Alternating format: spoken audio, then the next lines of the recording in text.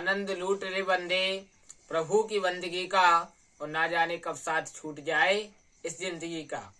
एक व्यक्ति था, उसके पास सोने की थाली, सोने की कटोरी, सोने की चम्मच, सोने का गिलास था।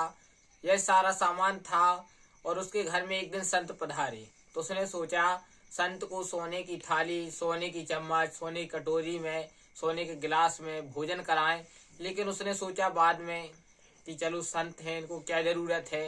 मन हुआ, लेकिन उसके मन में एक लोभ भी आ रहा था। उसने नहीं कराया भोजन, साधारण भोजन करा दिया संत को। संत चले गए। कुछ समय बाद उसके यहाँ राजा आया, उसके राज्य का राजा आया। उसने सोचा राजा है, राजा को सोने की थाली, सोने की चम्मच, सोने की कटोरी, सोने के गिलास में भोजन लगाते हैं। लेकिन उसने सोचा राजा है, राजा इसका क्या महत्व समझेगा। लेकिन राजा को भी उसने सोने की थाली आदि में भोजन नहीं लगाया। कुछ समय बाद उसके बेटे की शादी होने वाली थी और लड़की वाले देखने आए। तो उसने सोचा लड़की वालों को लिए सोने की थाली, सोने की चम्मच, सोने की कटोरी, सोने के गिलास में भोजन लगाते हैं। लेकिन उसने मन में कुछ और सोचकर फिर नहीं लगाया। समय बीता, उसकी बेटी की शादी होने लगी और बेटी की शादी हो गई।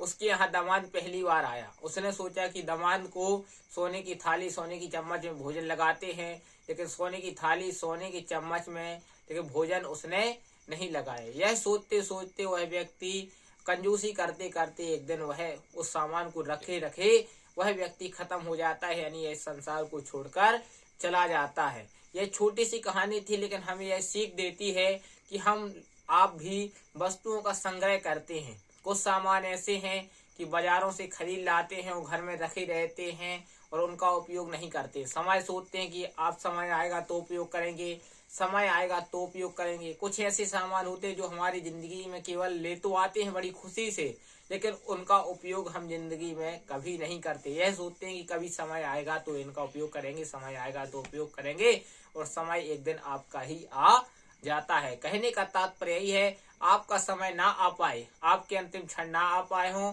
आपके पास कुछ अच्छा बहुमूल्य सामान रखे हैं, तो आप उसको सामान को उपयोग करिए, दैनिक जीवन में उपयोग में लाइए, दूसरों को उपयोग के लिए दीजिए, आनंद लीजिए इस संसार को, क्योंकि त्याग कर सबको जाना है। इसलिए इस संसार में जब तक हैं हर वस्तु का आनंद लें, अच्छा खाएं, अच्छा पिएं, अच्छे वस्त्र पहने, अच्छी बातचीत करें, अच्छा आनंद लें, क्योंकि नरक स्वर्ग यही है।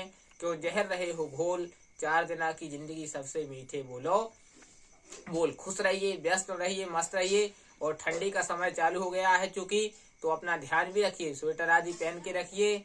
और धीरे धीरे ठंड बढ़ेगी तो टोपा आदि भी लगाइए और मोजा आदि पहन के रखिए, हाथ वाले ग्लव्स पहनिए। जब तक ठंड बढ़ेगी, अभी वैसे ठंड नहीं है, धीरे धीरे ठंड बढ़ना प्रारंभ हो रही है।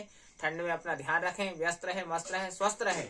इसी सब कामनाओं के साथ मैं गोकर्ण परम पूज्य महाराज आज विदा लेता हूँ। सप्ताह में 7 बार है, 8वां बार है आपका परिवार। 8वां बार आपका ठीक रहेगा तो 7वां बार आपके सुखद रहेंगे। जिसने कहा कल समय गया टल, जिसने कहा परसों बीत गए वर्षों, जिसने कहा आज, उसने किराज। प्रेम से बोलो हरे कृष्णा, राधे राधे, जय श्रीमन नारायण।